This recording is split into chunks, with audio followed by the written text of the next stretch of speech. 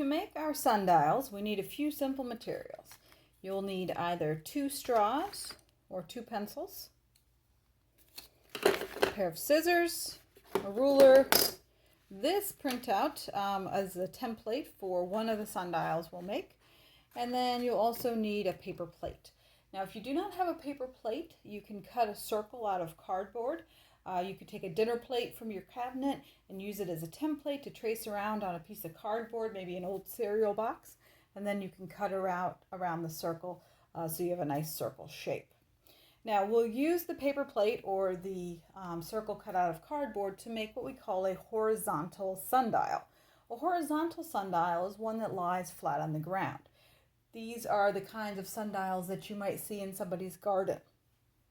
So to make the horizontal sundial, all we need to do is take and poke a hole in the center of our paper plate or that cardboard circle.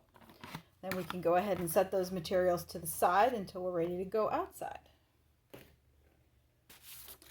To make our second type of sundial, this is called an equatorial sundial. So this sundial is one that will be tilted based upon our latitude. And if you remember, latitude is how far north or south of the equator you are.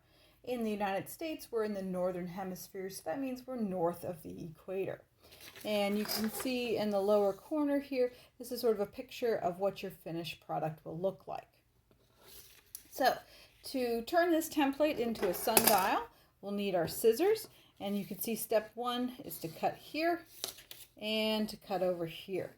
Now notice that you're only going to cut up to the end of that dashed line. You are not going to cut all the way across. So I'll turn to the side, cut up to the end of my dashed line there. So it's just a little tab.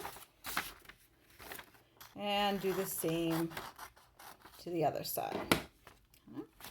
Step number 2 is to fold here. So I'm going to fold it right down the center, going a long ways.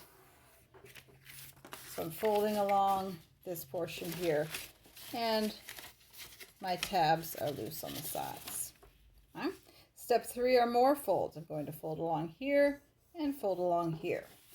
So I'll put it so that the sundial faces down. I'm going to fold up this side and do the same to the other side, folding on the line. And next thing you'll notice is another fold line. Step 4, fold along the best latitude line. Now in Pennsylvania, we're at about 39 degrees north, where I live in Pennsylvania. Now you can see that this does not have every degree of latitude marked. So we want to round up to the nearest latitude, so I'm going to go with the 40 degrees. You can see the line right along here, and I'm going to fold it this way, right along that 40 degrees mark. And then I'll do the same to this side over here. So now, it's kind of like this. I'm going to turn it around so that I can see the clock dial facing me. And then the sides can just kind of get propped up like this.